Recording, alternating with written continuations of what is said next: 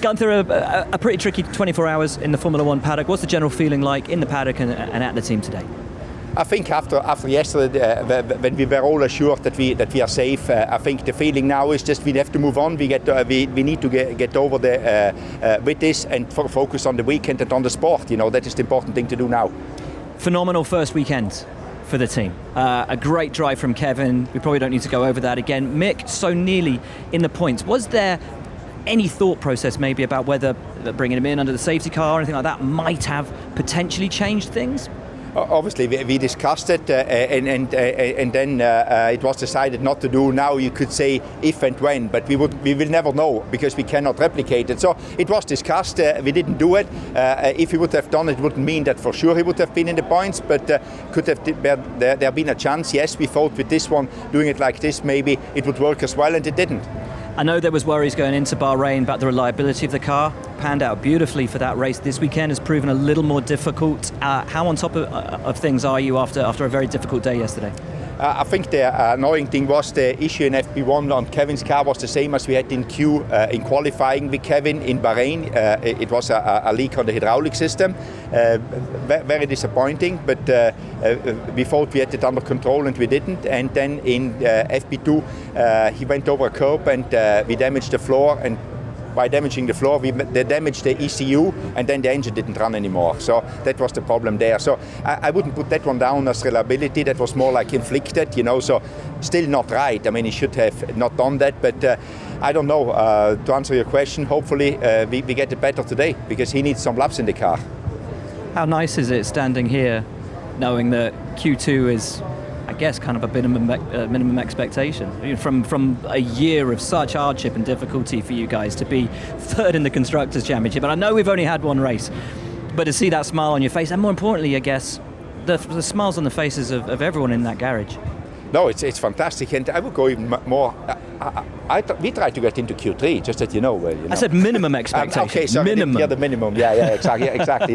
No, and you never can be assured that you get to Q2 without joking. But obviously, knowing that, last year you knew if you get into Q2, it's a wonder almost, But now, if you don't do anything wrong, we are in Q2, and then we need to do a good job to get into Q3. So it's fantastic, and everybody's really, excited and pumped up about it. Mike, a difficult 24 hours, obviously, for Formula One. Just the general feeling from the team in the paddock this morning. So we have this unfortunate situation that was reported, I think, everywhere in the media. So we had a long discussion with our teams yesterday, inside the team also, spoke to the whole crew, what are their feelings, gave them also a very good overview of how the situation is, and so we are now ready to move on. Let's look at the opening round of the season. I know not quite the performance that you would have wanted, difficult pre-season testing as well. Where are the major headaches for you and the team as things stand? Yeah, I mean, it's not only us. It's many teams have similar issues, but some have fixed them a bit faster than us probably. We are not happy where we are, clearly. Now it's about development. Try to develop as aggressive as we can, and try to close the gap as quickly as possible. The problems are mainly around weight and aerodynamics. With that in mind, the team's sort of disappointment last year, I guess, gives you a slight advantage over some of the other teams that you have a little bit more wind tunnel time to be able to utilise throughout the season. Will that be of benefit to you? Yeah, it will not be a disadvantage, let's put it like that. But it's also up to us to make the best out of that, taking this little advantage that you might get from last year. But you have seen it's not enough. Yeah, we are not good enough. How long?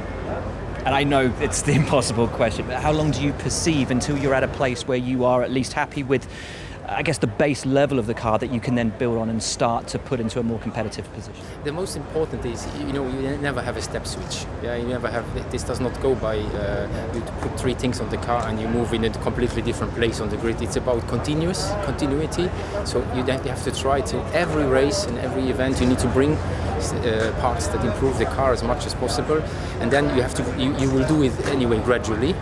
But the question on when, I would like to have it tomorrow, or rather today, let's say, because we have qualifying. Sorry, but we need to be patient. Yeah, we need to.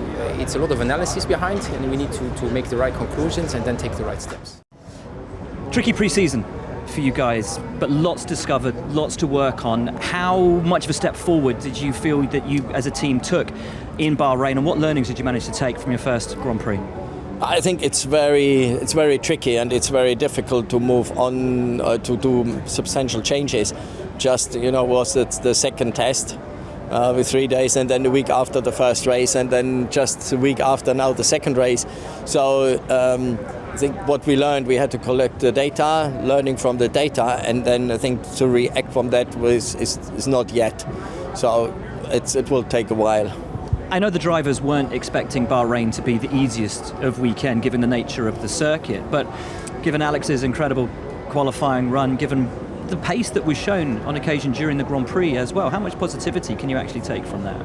Yeah, I think that worked very well. I think what we learned, we missed the tire test end of last year, so we had to learn more and collect more data than than all the other teams.